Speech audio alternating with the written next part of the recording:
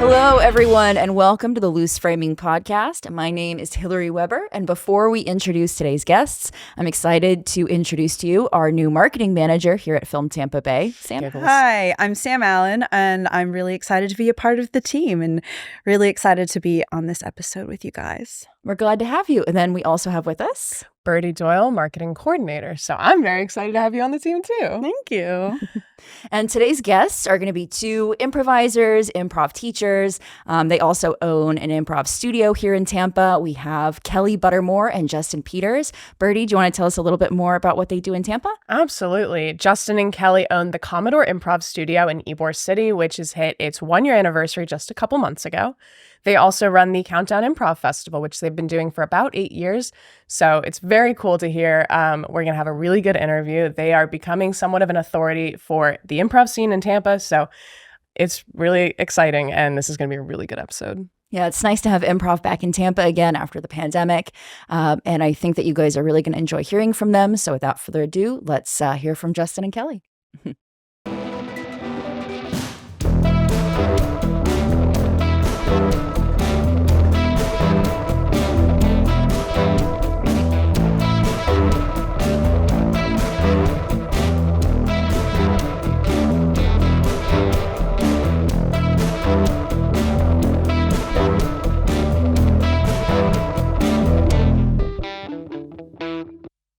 Welcome back to Loose Framing Podcast. I am here with today's guests, Kelly Buttermore and Justin Peters. Hi. Hi. Thank you guys so much for coming out today. Thank you for having us. We're excited to be here. Yeah. So I think we're going to talk a little bit about your background, what got you into improv, and then from there we'll talk about what you're doing here in Tampa and some of the events you guys are associated with. So let's start with, what was the first time you made someone laugh or realize that you had the ability to do that to a room?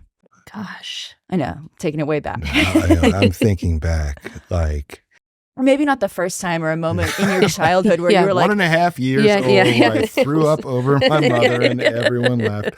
I don't know. I mean, I can tell you the moment that sort of I caught the bug, so to speak, and realized that this was something that I, very much wanted to do.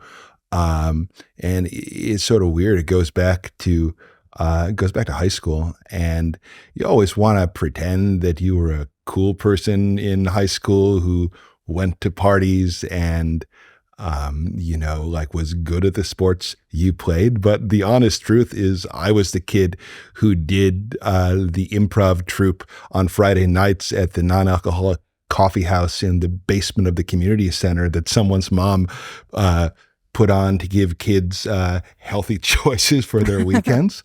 And the four fellow nerds who would always show up to watch those shows, this was in suburban Chicago.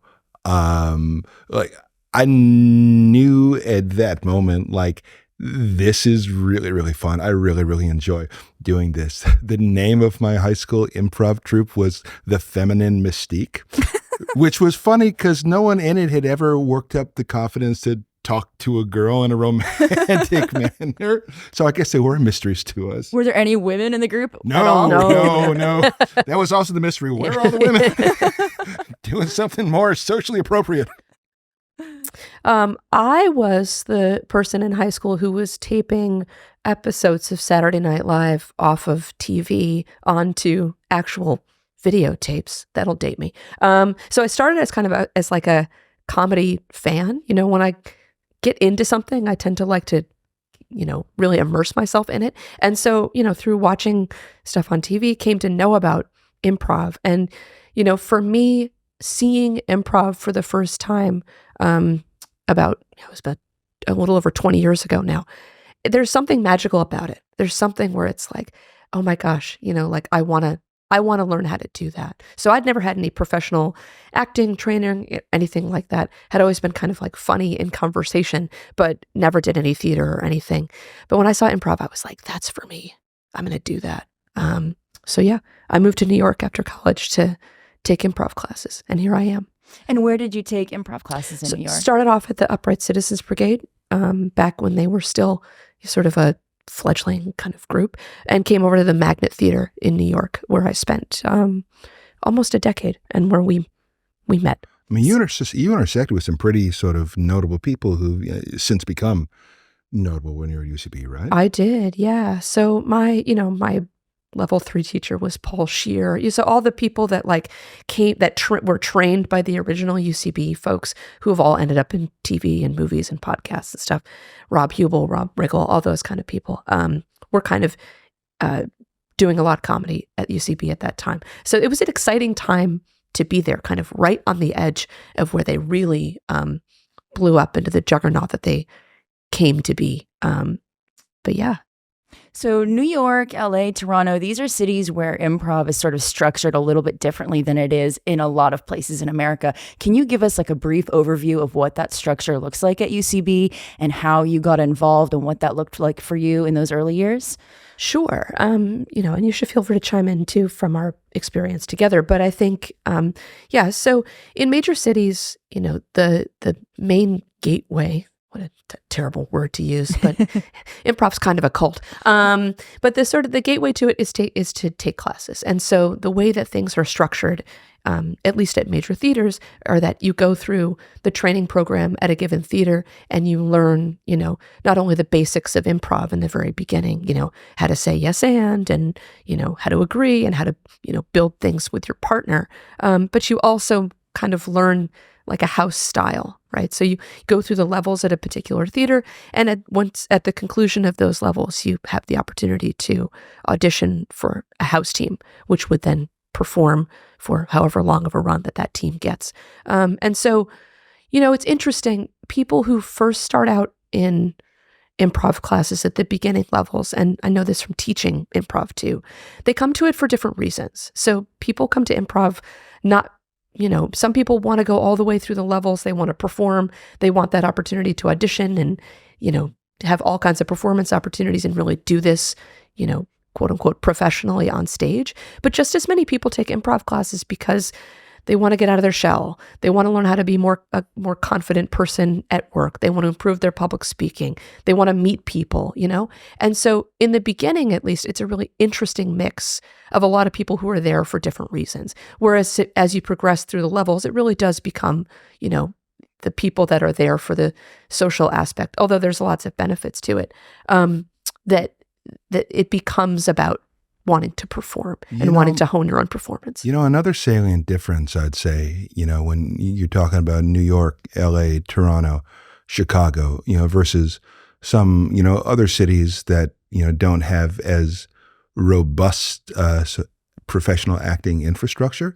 The focus is on longer form improvisation that is more scenic and theatrical in nature, as opposed to what you might see in other markets where, a bunch of people with propeller beanies and loud shirts, jump on stage and say, "We're the Waka Wakas." And, it's all quick wit, short games of the sort you might see on shows like Whose Line Is It Anyway, and so on and so forth. And, that stuff is fun and that stuff is really audience pleasing. But in the sort of larger markets that we described, there's been this offshoot of improv that is focused less on finding the immediate joke for audience gratification and more on finding the truth in the comedy that is being created on stage. And these scenes often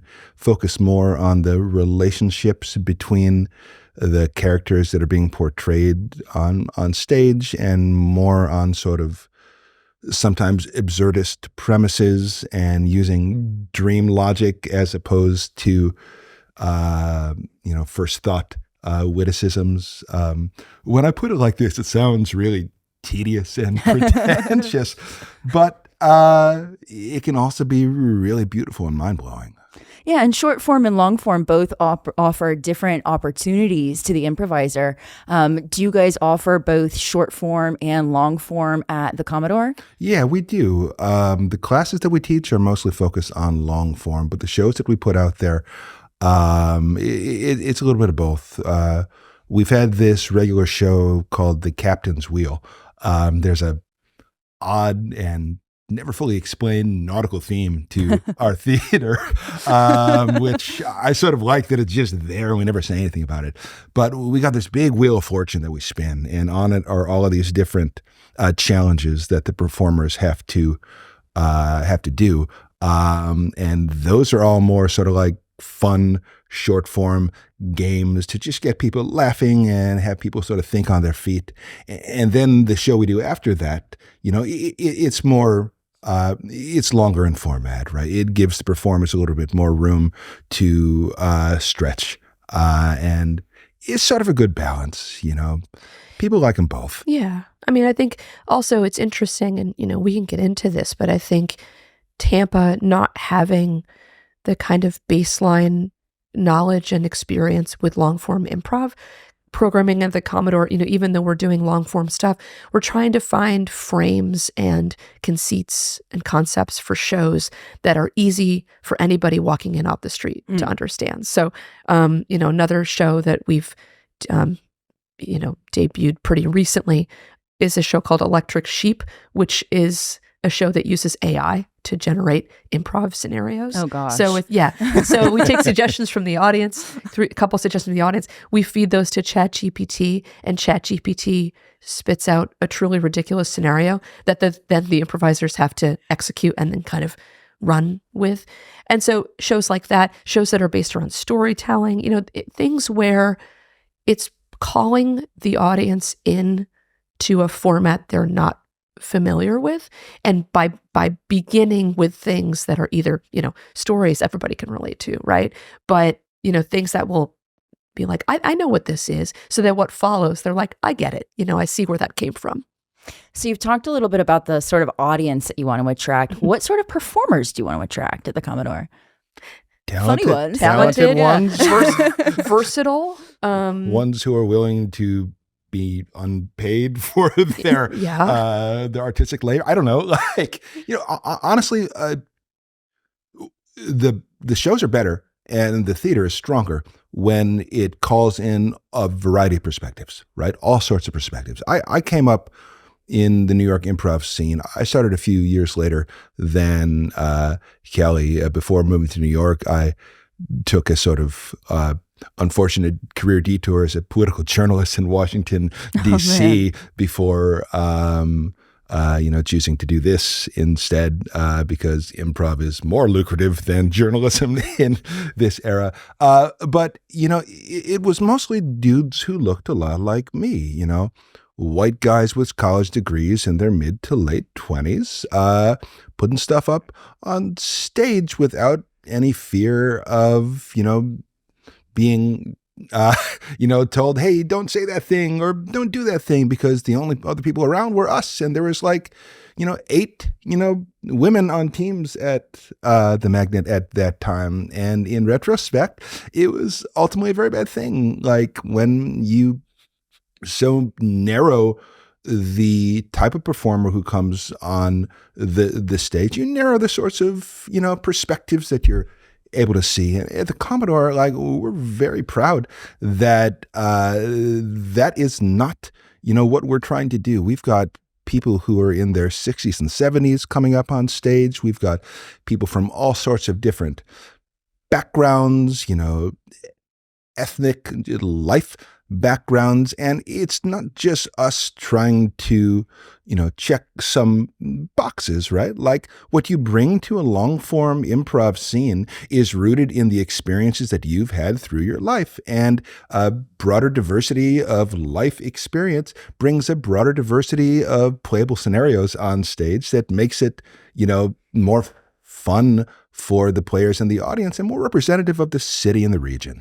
I think it also gives the people, more of a license to be themselves. I know, speaking as one of those 8 women out of however many performers, the dozens and dozens of performers there were, I think, one of the pressures I used to feel early on in my career, being a minority in those teams and in those settings, was basically a feeling that I not only had to be Kelly, but I had to speak for all, to represent all women, right?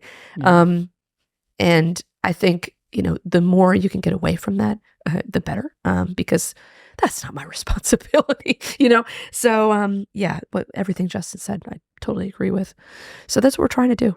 It's the same way in film. The diversity of perspectives really just brightens everything up. And I love going to hear fresh new voices. What was it when you guys first started performing together? What drew you together? Like, what did you see in the other person that made you go, I think this is somebody I might want to perform with again? We were cast in 2009 on what went down in history as the absolute worst house ensemble in the history of the Magnet Theater. Oh, man. The Magnet Theater sits a few blocks south of Penn Station in Chelsea. It is one of the theaters that, most improv theaters in America, Commodore is a rare exception. Most improv theaters in America are founded by people who have a gigantic grudge against some other theater in that market and want to leave and think that they can do it better. And, the Pitt Theater in New York started because the people at UCB had a grudge about them and wanted to have a splinter faction. And then the Magnet started from people that had a grudge against the Pitt. And I'm sure right now there's 15 other grudge-based theaters. But, these things work. You go through the level systems, you audition for house ensembles, and the theater casts them. The theater decides when they've run their course. And we ran our course on this team after 4 months because there are teams that last for 13 years, we were done after 4 months. And they were like, that's enough of that. It was too long. We were terrible. We'd stand there on stage and just sort of stare at each other and wonder why nobody in the audience wasn't laughing.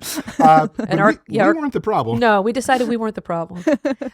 We recognized a certain sensibility in each other that we both appreciated. I think pretty much from the get-go. From the jump. Yeah, she referenced Al Jarreau in a scene once, and I was the only other person, I think, in the theater who knew who that was. So I'm like, all right, there's common sort of frame of reference here. I can sort of work with this person. And as we went on through our, work in New York, so doing additional house ensembles, we decided to start doing duo comedy together because we missed having a chance to perform together, and we knew that our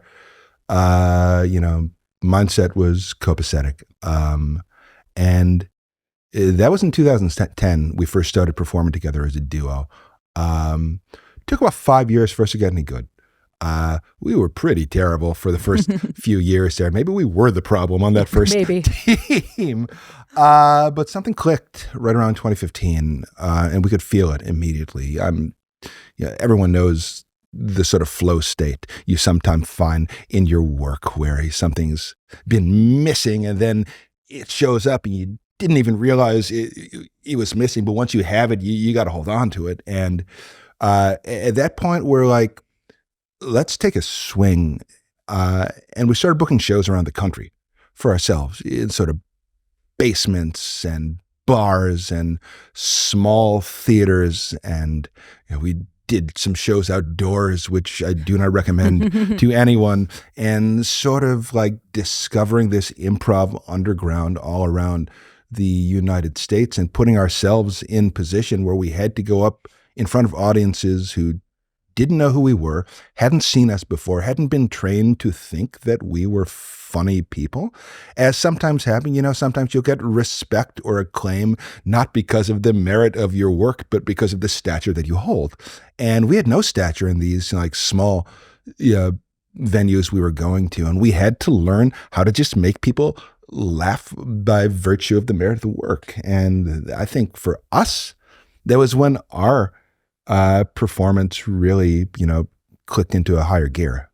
And were you still based in New York at that time? Yeah, we were. So when did you transition from, because I know you guys are still sort of partially in New York and then partially in Tampa, is that right? That's basically, we technically live in New York. So we at this point, because of the Commodore, we sort of split our time between the two. But yeah, we live in New York. So at what point did this sort of traveling around, building your work on the improv scene, when did that transition into doing workshops and training? And when did you guys first have the vision of we want to have a space for ourselves and we know where we want to put it? Yeah. I mean, well, so, we we were very lucky. So not a lot of improvisers tour. What we did was pretty unique. And so, in so doing, we got to, see new places, return to places all around the country, and we got to experience what other theaters and other venues were doing, and sort of, we went, there are a lot at that time, there were, and there still are a number of, improv festivals that happen in different cities all around, or all throughout the year.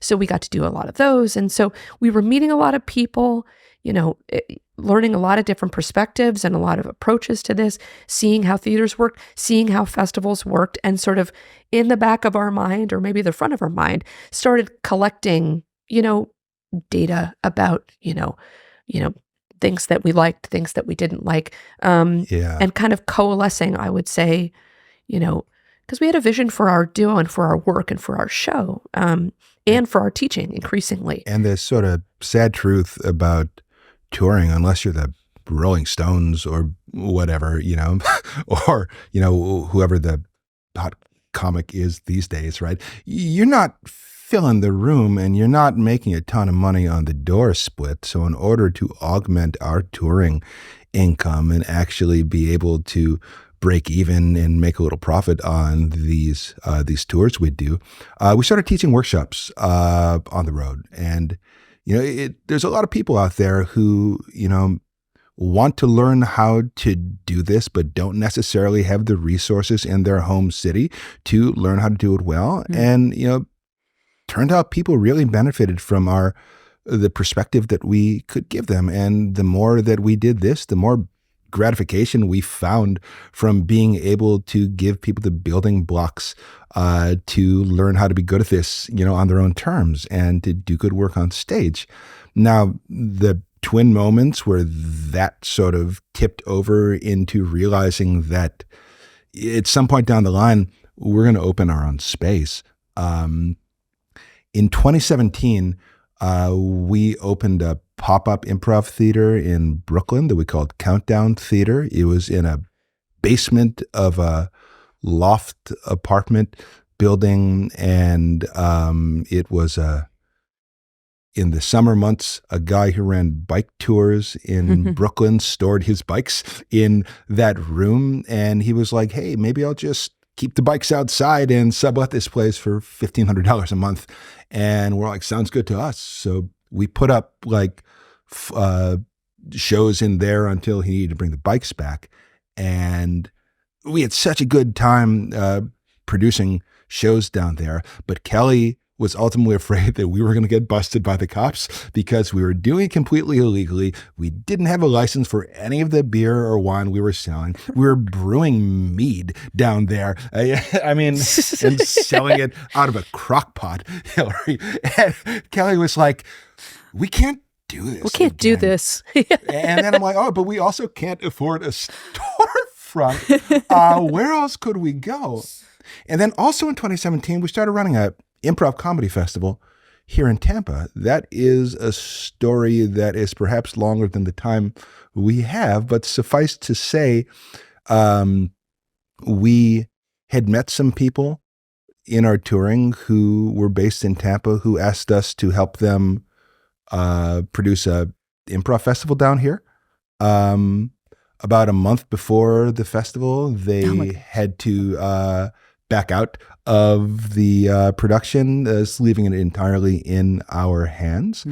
We'd been here like three times. I want to say. We didn't know Tampa at all. Oh, it had a great time. But like, if people were asked us, "Oh, what do you think of Tampa?" We're like, "Oh, the Sheraton Suites by the airport is super lovely, super nice, great local landmark."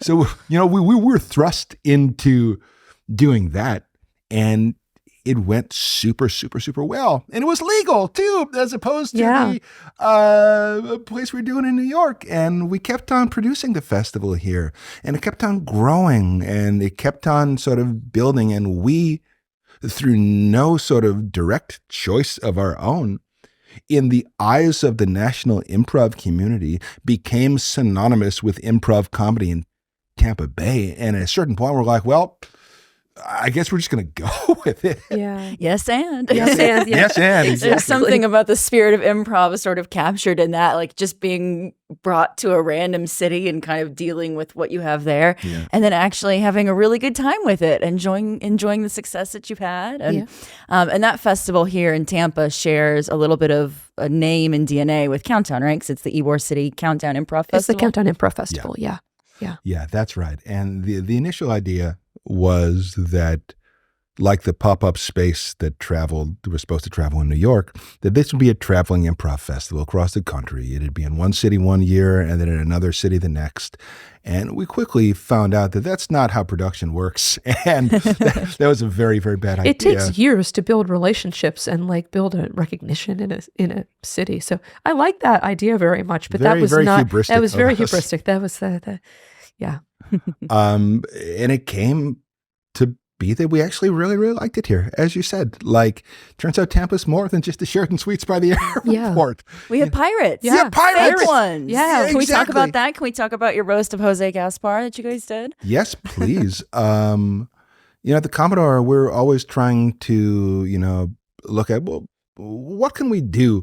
What shows can we put on that are actually relevant to the surrounding city, as opposed to just shows that are relevant to the people already in the Commodore community? And, Gasparilla is such a big thing here. It lasts forever. It's a little crazy. It's As a little someone crazy. who's not originally from Tampa, and then you learn that it's this made-up pirate.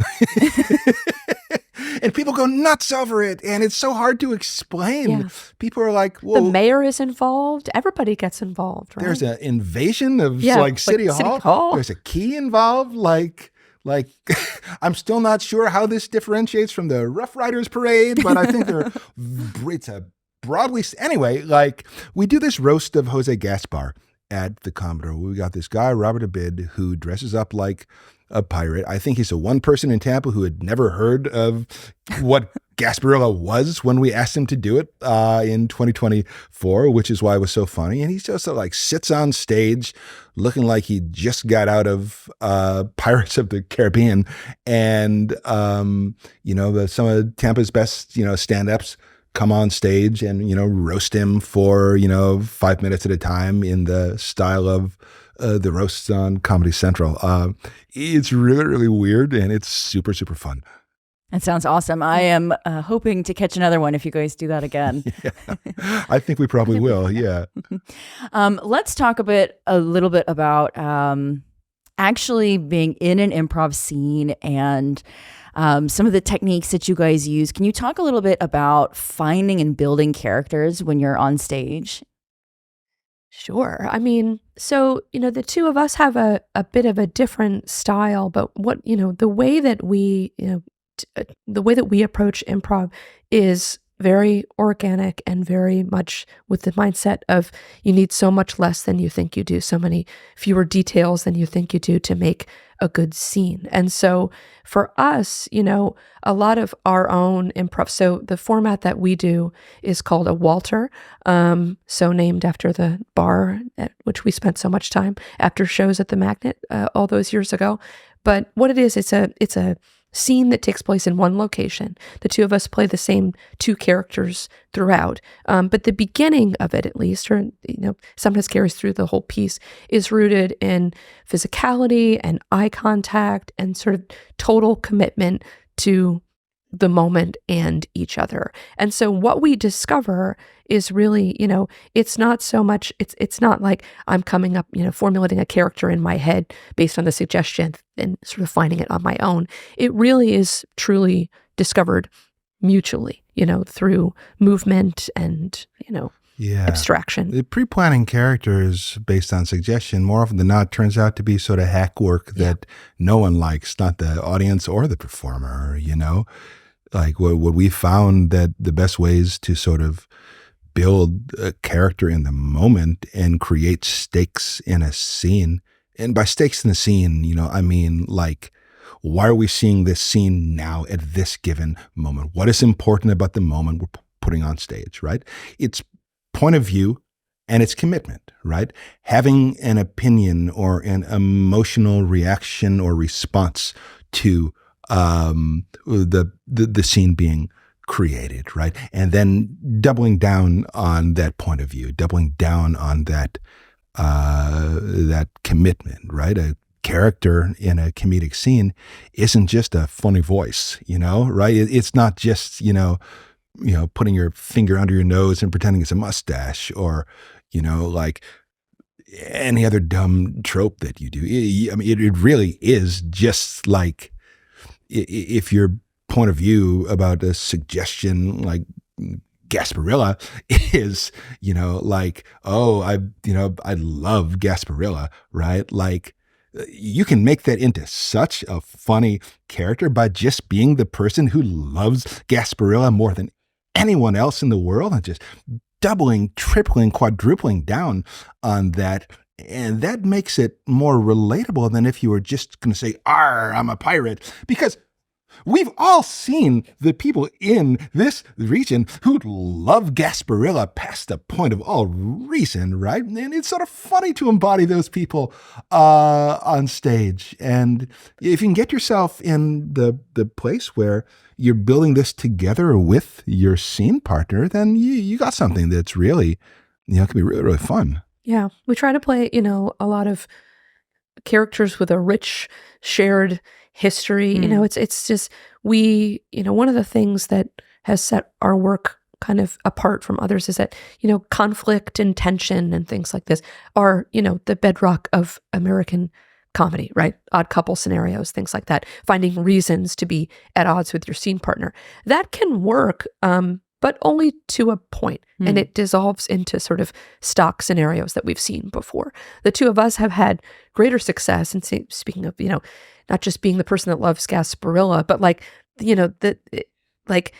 what happens if you agree to be on the same page and you both care about that thing so much together, as opposed to having a scene where it's two people, we keep using Gasparilla as an example, but I think it's a good one, like two people fighting about who likes Gasparilla more, or somebody criticizing somebody's pirate outfit or whatever. It might get a laugh, but the distance that it creates between you and your partner is just so much of a gulf. And then the whole show is about resolving that distance. Where for us, it's like, yeah, we're both in this. And it's sort of funny. You think back, to use a common frame of reference, some of the more classic Saturday Night Live sketches you might remember, right? Most of them are based in this thesis of sort of two peas in a pod agreeing to the absurdity of the characters. The Blues Brothers, right? The Night at the Roxbury people, the cheerleaders that Shara Terry and Will Ferrell played, right? Like, how much more boring would that, would those characters have been if, one of them was always sort of yelling at the other one about doing it wrong? The Blues Brothers would have been boring if, like, Dan Aykroyd had just sort of like taken off his sunglasses, crossed his arms, and like shook his head as John Belushi was jumping around on stage, right? That's sort of key to the sort of comedy that you want to see on an improv like stage, and more broadly in a lot of popular media, we think, is like total commitment to the mutual choice that the two people are making. It's a lot easier to grow a scene and raise the stakes if you're building something together instead of always trying to tear down what the other person is doing. Absolutely. Can you talk a little bit about what it means to give gifts in improv? Yeah. So, giving a gift in improv is, if I were to say to Kelly, happy birthday, I made you a cake, and Kelly were to say, it's not my birthday and I hate that cake, well, like, where are you going to go from there, right? That sort of makes me feel bad.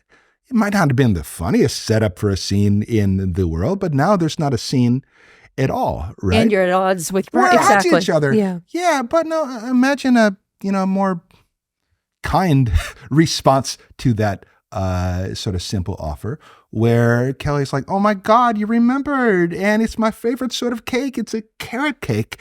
And like, she holds the cake up, she takes a smell of it, and like a big smile like comes across her face, and she goes in and maybe starts trying to lick the frosting off of it because she's so, This is all based on real life. Yeah, no, this happened this morning. Yeah. That's the difference between sort of a gift and a denial, right? And it's a sort of thing that not just works in stage improv, but what makes the tools of improv comedy so powerful when they're applied to real life scenarios, right? How often in our daily lives does something, come across the docket that we might not be expecting, and instead of just taking it and rolling with it, we stop and sort of metaphorically like yell at that thing. We deny that thing. We don't want that thing, right? I think it's no surprise that, there's a big market for applied improvisation, taking the tools that make a good scene and using them to help make teams function better and people be, more adept at rolling with things in their daily lives. Absolutely. Can you talk a little bit about that? Is that something that you guys have any involvement with in your improv teaching? And why should somebody that is not a performer, that's not an improv nut, what can they get out of improv? Oh gosh, I mean, it's a perspective on yes, and I think changes your complete. If you let it, it'll change your whole perspective on how you approach pretty much any scenario in your life. I think that mindset of saying like, yes, yes, and we'll figure it out together in a world where there's so much no. And of course, no has a place, right? I'm not saying everything should be yes and all the time, but I know that, that mindset has made me, a better colleague, a better coworker, a better partner, a better friend, everything, because it really, it opens up possibilities, as Justin said, for collaboration, for mutual problem solving, and for, just a sense that nothing is insurmountable, when we try it together. Or at the very least, if we discover that it is, we'll give it a shot first, right? Yeah, we do a lot of corporate and organizational training, both here locally and around the country. And, it's sort of a popular and useful thing because it forces, not force a bad word, it shows people like how much easier their life and work can be if they choose to work with their team rather than trying to control their team or work against them, right? It teaches people the merit of calling people in, of calling, your colleagues and subordinates into the mission of the business or organization, rather than, trying to drive that from the top or the bottom and calling people out when their work does not comport with your vision for it. It allows people to learn how to be more responsive and fluid when the moment calls, for someone to rise to it. We all have these moments in our daily lives, like we're given a presentation and we need to really nail it, or like we're just meeting someone for the first time and we want to be able to hold a conversation with them. And more often than not, when we find ourselves in these moments, like we choke, we do not measure up to what we wanted to say or how we wanted to perform, because it's really, really hard to do that without the training and the mindset. That said, as Kelly noted, like, the yes and philosophy, which is like saying yes to the gift that you are given and then adding something of your own to the gift so it becomes a mutual thing, it has its limits. We taught a workshop on the West Coast once to a bunch of professional staff members for state legislatures, meaning the people who work for like the Alaska state legislature, not the people who are elected to it, the people who help facilitating the workings of the Capitol building. Traditionally a very humorous bunch, very, very, right? very funny. Very funny, right?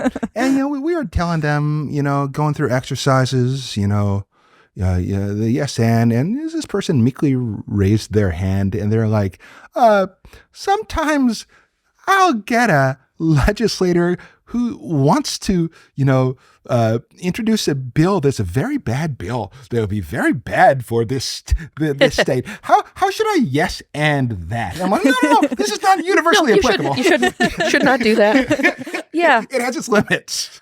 I mean, that's exactly right. I mean, I think something it also does in this setting is it provides connection. So in a kind of corporate training setting, if you have the right mix of people, it'll like flatten and humanize the hierarchy of places, right? So in a setting like this, and improv is like this too, where no one person's contribution is valued over another, right? They're all equally valuable. And so in a setting where you've got, somebody who might be the team lead and other people who have maybe middle management positions within that, like when you get them all playing together and see that the person over here has as much to add to this as the most junior person on the team, that can be really illuminating for everybody. And so I think that is, that's really valuable as well. And I think, also just like, what we're witnessing both in those settings, but also, one of the reasons why, we wanted to start the Commodore and found our festival is to provide connection, human connection for people. I mean, in a sort of, COVID is still going around, but we're past the peak of the pandemic. But what the pandemic had the effect of doing was isolating us and putting us further away from each other, keeping us in our homes. And I think we're only just starting in our experience to come out of that. And we really, look, I like staying home and watching Great British Bake Off as much as anybody. But I think that getting people to understand as we come out of an era of isolation, how important connection, human to human connection is right now, and how that kind of being present with, with your community and with your audience and with your fellow performers on stage. I mean, I think without overstating its own importance, it has never been more important to be providing a space like this. Yeah. During the shutdown, did you guys attempt doing any digital improv? Yeah, And we how did will, that go? please. We so We're actually very proud of what we were very able to proud of this. accomplish So, in the least funny time in American history. we sure did. Yeah. So, I mean, the first thing we did was pivot Countdown to an entirely virtual environment, all on Zoom. So we, whereas a lot of festivals, for perfectly understandable reasons, were like, I'm skipping this year. I can't do this. Like, it's too much. We were, because our festival was in August, we had a little bit of time to catch our breath and, plan. So we ended up running the largest online improv festival, I think, ever. Wow. It may have also at the time been the only online improv festival ever. So Take it anyway. Yeah, take it anyway. I still count I'll that. take it. It was nuts. We really pulled out all the stops. We sort of had T-shirts made anyway and name badges made, and we sent all of the performers like the care packages like we would have done if they were all, getting together in person. We both quarantined for a week prior to the festival so that we could go and host it, together at some Airbnb in Connecticut that we rented. I'm glad we don't have to do that again, but I do think that was sort of an example of the adaptive spirit of improv in action. If life gives you a gift that you don't actually want, take it, figure out how to work with it, and see where that leads you. Yeah. What did it feel like getting back on stage after that? Oh Rough. my gosh. It was pretty rusty. Pretty rusty. Our own show doesn't translate particularly well to Zoom. We tried. We tried. We had a couple good ones, I feel. But we mostly just get super drunk before going on these Zoom shows and then sort of like stumble through what we were doing because we hated life and ourselves at those moments. But when we got ourselves back on stage, like it felt cathartic, but it also felt like, all right, we're in spring training right now. Like we got to work the muscle again. Yeah. But I think we're both sort of proud of this. Like after about 3 months of building the muscle back up, our show became better than it had ever been. And I think it was because like we realized how much it sucked not to have it. Yeah. And like we realized how much like this work in improv itself like means to us. And in a way, I think we went after it harder than we ever had because we'd experienced life without it and, was not great. Did not like it. Well, this has been a fantastic conversation. I would love to talk to you guys more, but I think we are running out of time. So I'm going to ask one more question to wrap it up. Do you guys have any improv pet peeves? Oh, yeah. Grown adults playing children.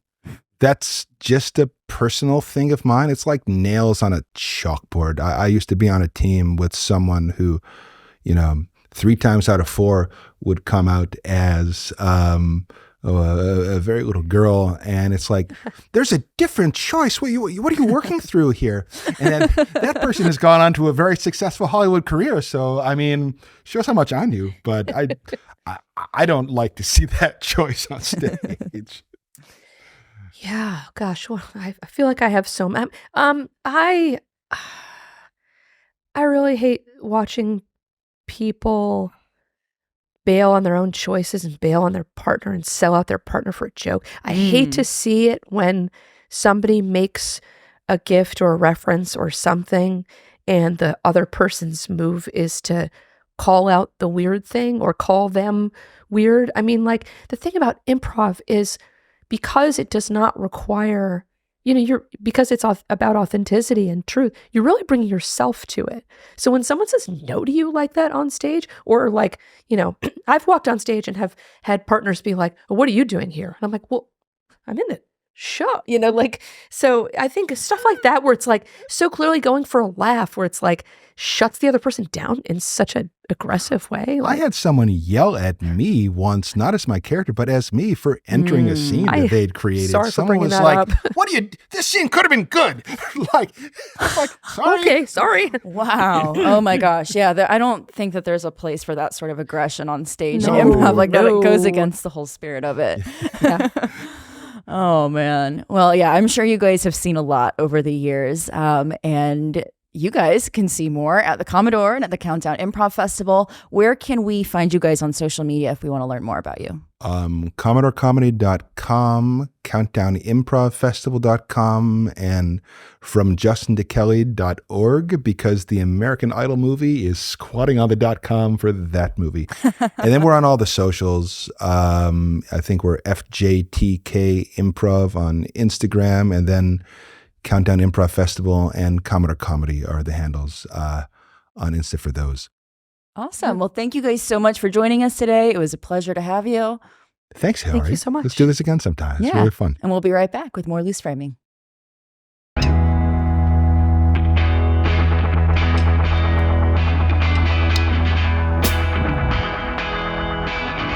Welcome back to Loose Framing. I thought that was a fantastic interview. What about you guys? Yeah, I loved it. And not just because I hosted it. But I mean, that's why it was good, Hilary. Yes. No, what a wealth of knowledge they bring, experience coming up in the New York improv scene, being able to travel internationally and then bring some of that expertise to share here in Tampa. Hearing their journey was so interesting because they've gone through a bunch of different things. And when they were touring, it was just really interesting. Yeah, I thought it was interesting that they said that from touring, they got into teaching to augment, I don't know the grammar now that I'm saying it, but to like make up for what they aren't making on the road. And so it's like, well, we're kind of glad that you did get into it because it's become this whole big thing that like bloomed off of just starting out with touring. Yeah, the idea of workshops is great. Yeah, I think so many people think of short form improv when they hear the term. They think of whose line is it anyway? They think about kind of just going out and having fun for a night. But there are actually things about improv that are really useful in the corporate world and communication and getting on an improv stage and being able to participate in that really teaches you new skills that you can use in the workplace, in life. Have either of you ever done any improv? I found it so interesting when they were talking about corporate improv, because in my previous role, we actually did a team building event like that. And they were absolutely right about teaching different ways to connect with your colleagues and say the yes and towards a problem. It kind of reminds me of that whole therapy thing of you and I against the problem. And it really, really helped me think of how to connect with my colleagues towards something we're working together on, instead of getting all caught up in what you think should be happening versus what someone else thought. So definitely a great takeaway, definitely a helpful way to reframe how you work with each other. Yeah, it sort of transforms that decision-making process and changes how you approach things. If you're looking at working together and growing something, like they said in the interview, you're not going to be constantly at odds with the goal because you're facing it together. Birdie, what about you? Yeah, I thought that was interesting too. And I thought it was interesting that they brought up Alaska and the Alaskan legislature, because it's like, that seems like an office that you maybe would all be on the same side. But, then you realize that you're not. I also thought it was interesting taking it outside of the workplace, and how Kelly was talking about the different people that come to improv for the first time for different reasons. And it's not just maybe public speaking or, connecting with your team better, but becoming more confident as a person across the board, which I thought was interesting. And I'm new to the improv scene somewhat. So it's like, I wouldn't have thought of that. And I think we should do that here. I think that'd be cool to do here. Oh, yeah, that'd be I a agree. great team outing or bonding session, whatever you want to call it. We should just go to the Commodore. Yeah, well, and I'll you just went go to the recently and Commodore. saw your first improv show. Is that right? I did. I went to Countdown in August. It must have been August, I think. And yeah, that was my first time seeing improv live. The only other improv I'd seen, I think, was from 22 Jump Street, which is a joke. So it's like what you were saying earlier. It's like people they think it's either the short form or it's like what you see on TV. Oh my gosh, I didn't realize the range specifically. I thought it was like, whose line is it anyway? Do this scene. I saw one act and she was doing an entire soap opera by herself, but it was a telenovela. And so it was very exaggerated in the styles of the telenovela. And it was like, oh, I guess I didn't think about the different ways that you can. Do you think she still runs? Because I would love to see that. It was funny. It was funny. I don't know if she's local, because that's the thing about Countdown is that it's people from all across the country that come to Tampa Bay for this event. This is one of the better improv festivals, I'm told, like across the country. This is one of the more established ones. So, and then at the Commodore, just off of that point, there's someone who does the Yelp review, and they do dramatic readings of Yelp reviews. And it's like, okay, I really definitely thought there was one way of doing this, and I'm glad that I'm wrong. There's so much more than short form. And unfortunately, in a lot of cities, unless you're in like the Chicago, New York, LA, like we talked about, there's just not an opportunity to actually get out there and see long form improv. So just the fact that we have access to that is incredible. I'm an improviser. I did improv in college. I was in 2 different troupes, as if that like wasn't enough and it wasn't nerdy enough to be in just one. And the people that I met, I still talk to this day. We still get together and do improv. I had such cool experiences. I think I've talked about it before on the podcast. Like we had Mike Myers come in and work with us one day, and being able to sit with other improvisers and learn from them and learn techniques and learn, like Kelly was saying, different house styles and things like that has been so important for me as a performer and as a professional too. So yeah, if you're thinking of improv as just like, oh, this is what's on Whose Line Is It Anyway? There is such a more diverse and exciting world for you to explore. So I think with that, we do have to wrap it up for today, but where can they find us on social media if they'd like to follow us? We are Loose Framing Podcast. You can stream us anywhere you stream podcasts, and you can catch Film Tampa Bay on social media across the board at Film Tampa Bay.